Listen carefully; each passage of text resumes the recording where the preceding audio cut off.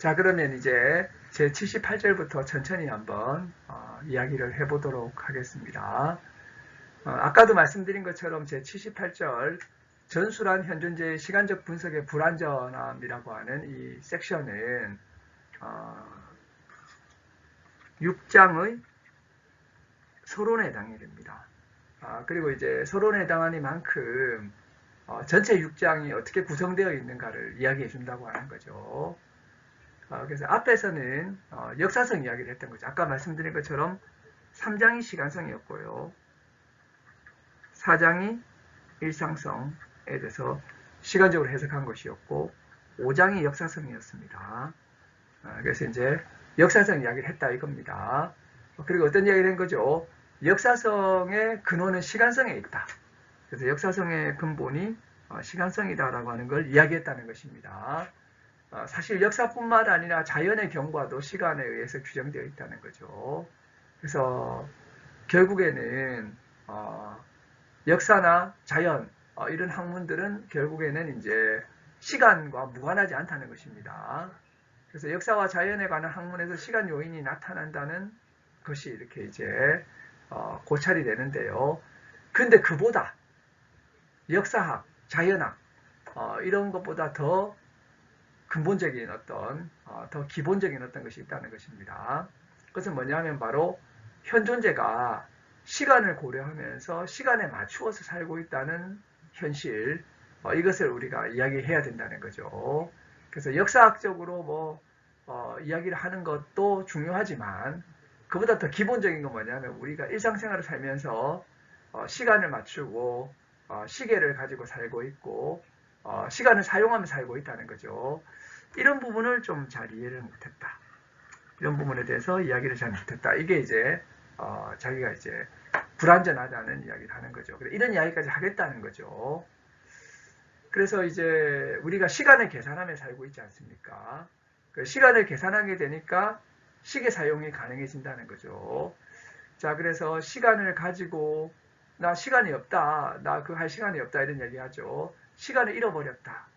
이런 이제 이야기를 하게 된다는 거죠. 시간을 가졌다. 시간이 없다. 시간을 잃어버렸다. 이런 이야기를 하게 될 때 우리가 이런 이야기를 일상적으로 하고 살고 있는데 이런 시간은 현존재의 시간성과 어떻게 관련을 맺고 있는가 이걸 이제 이야기를 하겠다는 거죠. 그래서 이제 뒤에 가보게 되면 세계 시간이라고 하는 것을 이야기하고요. 그리고 나서 결국에는 통속적으로 알려져 있는 그런 시간까지 이야기하면서 결국에는 시간 내재성까지 이야기를 하게 된다는 것입니다. 그러면서 이제 우리 일상적인 현존재가 시간을 이렇게 이제 시간과 관련해 가지고 살고 있는데 일상적인 현존재는 시간을 손안의 것과 눈앞의 것에서 발견한다는 거죠. 이게 이제 이런 것들의 시간성이 결국에는 이제 시간 내재성인 거죠. 그래서 손안의 것과 눈앞의 것에서 발견한 시간이 결국에는 눈앞의 것으로 이해가 된다는 것입니다. 이런 이제 시간 속에서 우리가 살고 있는데 일상적으로 이런 이제 시간 이해는 근원적으로 이제 시간성에 힘입고 있다는 거죠. 그래서 이런 것들이 어떻게 시간성으로부터 이런 이야기들이 나올 수 있는가까지 이야기를 하게 된다고 하는 것입니다. 자, 그래서 이제 이런 논의를 하다 보면 궁극적으로 이렇게 이제 도달하게 되는 지점이 뭐냐면 바로 통속적 시간 개념이라고 하는 것입니다. 그래서 통속적인 시간 개념까지 이야기를 하게 되고 그리고 이제 이 통속적 시간까지 이르게 되면 사람들이 이런 고민을 한다는 거죠. 시간은 주관적인 것일까? 객관적인 것일까? 이런 이제 고민이 있다는 거죠. 그래서 시간을 주관적으로 본 대표적인 인물이 아우구스티누스죠. 그리고 이제 객관적으로 봐야 된다고 하는 그런 이제 사람들도 있죠. 그래서 이런 이제 시간에 주관적 성격을 부여해야 되는지 객관적 성격을 부여해야 되는지 이런 이제 것에 대한 고민이 있다는 것입니다. 그리고 하이데거가 보기에는 헤겔의 시간 해석은 양자를 지향했다는 것입니다. 우리 아우프헤붕이라고 하죠. 아우프헤붕. 그래서 이제 주관적 해석과 객관적 해석을 지향했다. 이렇게 이제 이야기를 하고 있는데요. 이러한 논의를 하면서 이런 것들이 결국에 어떤 문제하고 연관이 되냐면 시간과 정신의 연관을 규정해야 된다는 것입니다. 근데 헤겔은 왜 정신이 시간으로 떨어지는가를 이해하려고 했다는 것입니다. 그래서 이제 어떻게 보면 저기 이제 고대의 시간에서부터 헤겔까지 이어지는 논의들을 염두에 두면서 하이데거는 결국에는 이런 이제 왜 정신이 시간으로 떨어지는가라고 했던 헤겔의 이런 방향과 정신에서 시간인 것이죠.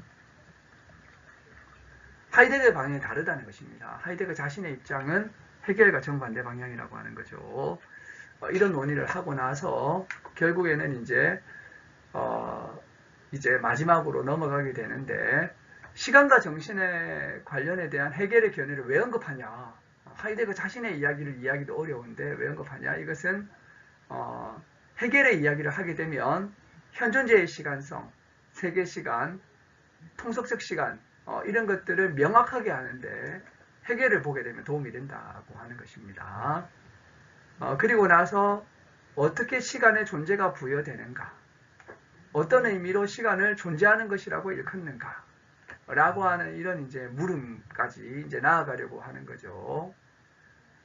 이런 물음은 얼만큼 시간성이라고 하는 것이 시간화 전체에서 존재 이해와 존재자에 대한 이야기를 가능하게 하는가라고 하는 시간성이라고 하는 것이 이런 시간화 전체에서 존재 이해와 존재자에 대한 이야기를 가능하게 하는가가 제시되어야지 이렇게 대답될 수 있다라고 하는 걸로 이런 논의들로 존재와 시간은 마무리가 된다는 것입니다.